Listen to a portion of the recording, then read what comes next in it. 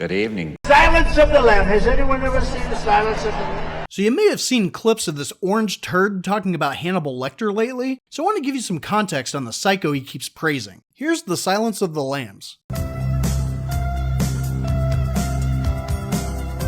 I want your full attention. So we meet Clarice Starling, a trainee with the FBI who's pulled off the training course to meet with the head of the serial killer unit, Jack Crawford. He's all, do you want to interview one of the most intelligent serial killers of all time, who if you're not smart enough, will fuck with your mind in ways that will haunt you for the rest of your life? The late great Hannibal Lecter. And she's like, hell yeah I do. I only pray they haven't doomed the poor girl. But she wonders if this has anything to do with the current high-profile case he's working on. And he's like, no, they don't even know each other. That would be some crazy shit. You know who he is, don't you? I met him just once. So Clarice goes to the psych prison, which is nowhere near as nice as the one Michael Myers went to. Our patients get fresh air, sunshine. I've been in this room for 80 years now, Clarice. I know they will never ever let me out while I'm alive. She meets with the head shrink, Dr. Chilton. He immediately starts hitting on the chick half his age, but when she politely lets him know that she won't be available to bang tonight, he gets rid of her. Let's make this quick then.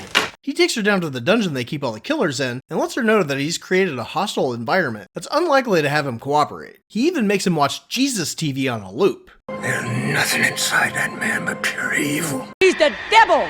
He also says that Crawford only sent her because she's a pretty girl, which really pisses her off. So she's like, well maybe I should go in alone since you're such a dick to him, which pisses him off, so she has to semi-flirt with him to calm his ego. I'm only asking you to look at this, Doctor. Either you will or you won't. So she has to walk past all the other patients to get to the last cell, and since some of them haven't seen a woman in years, they freak the fuck out. But we also see a set of stairs at the end, so I don't know why they didn't let her go down those, instead of walking past all the wackos. Dr. Chilton does enjoy his petty torments. She gets to the cell and gets her first look at Dr. Hannibal Lecter, and he is creepy as fuck. I mean, who stands military straight in the middle of their cell? Dude, you have a bed. But if everyone was freaking out, couldn't he have just gotten up to see what was going on? Yeah, he could have been just chilling, and then stood in the creepiest way possible to freak out whoever was coming. Your problem is you need to get more fun out of life. When Clarice shows him her ID, he immediately catches that she's not an agent, but still politely refers to her as Agent Starling. But you're not more than one generation from poor wire trash, are you, Agent Starling? He seems amused that Crawford sent him a new toy to play with, and even lets her think that he might work with her, until she annoys him and he rips into her. You know what you look like to me with your good bag and your cheap shoes? You look like a rube. I cannot believe you did this to me. You had me doubting how smart I was. You had me doubting my fashion sense. She's upset and leaves, but one of the other patients, Miggs, throws some jizz at her face, so Lecter feels bad and calls her back. He still won't fill out the form that she brought, but tells her to find one of his old patients, but in a really cryptic way. So he really did only help her because she's a pretty girl. Huh? Well, if Miggs didn't jizz on her, he wouldn't have helped her. So he wouldn't have helped a guy. Shut up, you don't know what Miggs is into. But you're probably right. So she goes to her car and cries, and then has a flashback of hugging her dad, which is really weird to think about after a surprise facial. Now you remind me of Dad. She then goes back to Quantico, and after a few days, Crawford tells her that Miggs killed himself after Lecter fucked with him all day for being rude to her, or he might have just been jealous of his sense of smell. I myself cannot. She tells Crawford that she thinks his clue might have something to do with the storage company. So this supposed professional allows the student with no backup to go investigate a clue from a serial killer who is known to fuck with people. Lecter did it to amuse himself. And after Don Quixote lets her in, she finds some dude's head in a jar. So she goes back to Lecter and asks him about it. And he's all, it wasn't me, I just found him like that. And she's like, okay. She also breaks a bunch of rules about visiting Lecter, like sitting near the glass and taking things from him. I graduated from UVA, Doctor. It is not a charm school. Good, then you should be able to remember the rules. But it pays off, and he says that he's willing to give him a profile on Buffalo Bill if they can transfer him to a better loony bin. See, Buffalo Bill was the one who killed What's-His-Face in the storage unit, and Lecter just happened to be the victim's shrink and found his body. What is this shit? The next day, Clarice is once again pulled from training to go with Crawford because another victim's been found. This one has diamond strips taken off her back and a moth cocoon down her throat. Cool. Some science nerds tell her that the moth is from Asia, while hitting on her and checking her out like every other guy in this story. Don't you feel eyes moving over your body, Clarice? Yes, very much, sir. Very much. Crawford also tells her that he's thinking over Lecter's offer, and Clarice is like, you knew he had the information on Bill, and that's why you sent me. Clever girl. And Crawford's like, he would have never helped you. You could not fool someone like Hannibal Lecter. He is too smart. Don't lie, or I'll know. Crawford could have found out that Lecter hated that place just by talking to the shrink. Oh my, does he hate us? Thinks I'm his nemesis. So he could have offered the transfer. Yeah, but Lecter's like tricky and violent. One time, he pretended to be sick and then ate a nurse's face. So they have to be super careful about transferring him. Be very careful with Hannibal Lecter.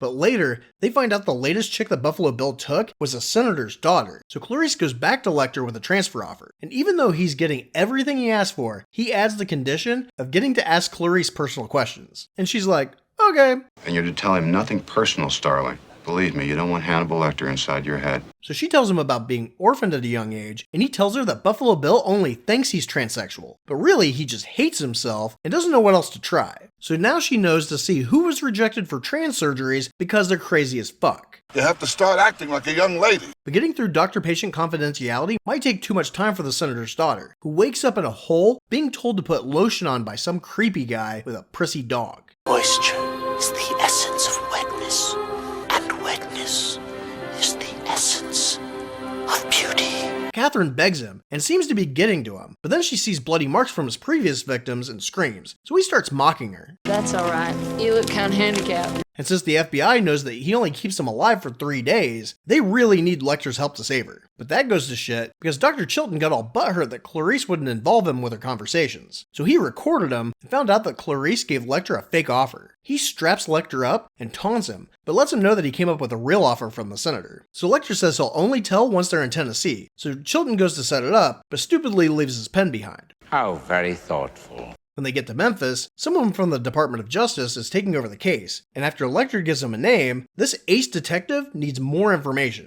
We need his address and a physical description. Like, dude, you're supposed to do some of the work too. Son of a bitch. He might have moved in the last 8 years that Lecter's been locked up. Not to mention, 8 years is a long time when it comes to looks. He could have gotten fat, bald, or this guy could have got a sex change. I feel pretty, oh so pretty.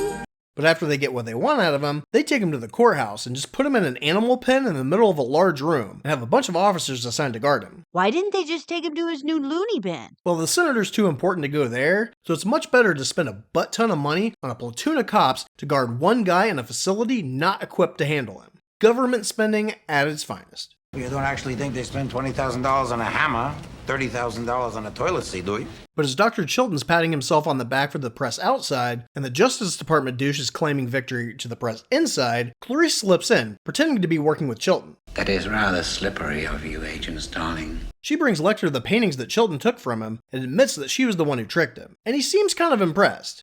That was good. She also says she knows the name he gave was false and asks him to help her again, and he does, but when it's her turn to talk, she's all, we have to hurry, because she knows that they'll find out that she's not supposed to be there. But when he insists, she drags her story out. Tick-tock, tick-tock, tick-tock, tick. See, after her dad died, she went to live on a ranch. One morning, she heard the sheep getting slaughtered and tried to save them. Well, this pissed the rancher off, and instead of understanding that this 10-year-old grieving child was traumatized, he gets pissed and sends her off to an orphanage. He was a very decent man. But by the time she gets through with her story, they find out that she's not supposed to be there and kick her out. You fly back to school now, little Starling. Fly, fly, fly. Later, the cops bring him dinner and handcuff him through the slats, but he palmed part of the pen that Dr. Chilton generously left in his cell. So when they're putting his food down, he escapes, beats one to death with his own baton, maces the other, and eats his face. You ever go out for cheeseburgers and beer? And they die. The other cops see that somebody's using the elevator when they aren't supposed to, so they freak the fuck out and go up. Evil dies tonight! They find the lieutenant posed, and the sergeant's still alive, so they hurry up and put him in an ambulance. But Lecter pulled a sneaky and cut the sergeant's face off and put it on top of his own, so the cops ended up helping him escape. And that's when he attacks everybody in the ambulance, and they die. Killed a tourist, too. Clarice's friend Ardelia lets her know that Hannibal Lecter escaped, and Clarice is like, we'll never save Catherine now, because it would be way too much for the Behavioral Science Division of the FBI to do profile work without the help of a cannibalistic serial killer. But the next day, she finally makes the connection that Bill coveting what he sees would apply to the first victim and goes to her house. Was she a great big fat person? Yeah, she was a big girl, sir. There she finds a half-made dress with the exact cuts that the victim had at the autopsy that she happened to witness. And that's when she pieces together that the reason he's kidnapping plus-size women is that he's making a full-size suit out of women's skin. She is plump, no doubt. fat. That's the reason you're dead. She calls Crawford, but he's all, "We found Buffalo Bill, but you need to link him to the first victim." So she talks to her friend, which leads her to the house of the woman who used to teach the first victim how to sew. See, even though the woman's dead, and Clarice thinks the son moved, she thought that the best way for the FBI to find him was for the new owner to have a forwarding address, instead of going to the post office, or God forbid, pulling her resources at the FBI. Getting all the way to the FBI. So she goes to the house, and this dude is weird. It rubs the lotion on its skin or else it gets the hose again. Sorry to bother you. But still lets her in while he looks for the dude's address. But then Clarice sees a moth of the same type that was in the victim's throat, and she realizes that he's Buffalo Bill. But she has a crappy poker face and isn't willing to shoot him, so he just walks away. Spread your legs! I don't want to, I'm scared. She tries to follow, but finds Catherine in her hole with the dog. See, just before Clarice got there, Catherine tricked the dog into falling down the hole, and it broke its leg, so she was threatening to hurt it more if he didn't let her go. Catherine is very gentle and kind. Hey, don't you hurt my dog! Don't you make me hurt your dog! Sounds charming. But Clarice tells her that she has to leave her behind and find Bill, and Catherine is not happy about this. No! Don't you leave me here, you fucking bitch! She goes into another room where she finds Mrs. Lippman's body, which is really weird because she already knew she was dead when she got there. Did you take over this place after Mrs. Lippman died, is that right? Yeah. But Bill has all the lights out and has night vision goggles, but instead of shooting Clarice, he sees how close he can get to her. Then he stupidly cocks his gun so she knows where he is, and she shoots out the window, and then him, and he dies. Best thing for him, really. His therapy was going nowhere. We then see that Catherine isn't a dog-hating bitch after all, because she looks like she's actually taking care of Precious as she leaves the house. I mean, it's not the dog's fault she got kidnapped. Can I help you with that? So Clarice graduates Quantico and probably becomes the first agent to bring down a serial killer before graduating. But as she's celebrating, she gets a call from Lecter, and he lets her know that he doesn't want to kill her, which is nice of him. We then find out that he's super pissed about the years of torture from Dr. Chilton, so he's going after him. I'm about to have a friend for dinner. I ate his liver with some fava beans and a nice Chianti. I have to be able to say we tried. Have you subscribed? Not yet, sir. I'd subscribe. Maybe you can decide for yourself whether or not I'm qualified enough to do that. I'd subscribe so hard. Why the urgency? It helps the algorithm find other people like you who might like this video. Got a real taste for it now, and he's getting better at his work. You can also leave a comment or just hit the like button. Oh, yes, that's very good, thank you.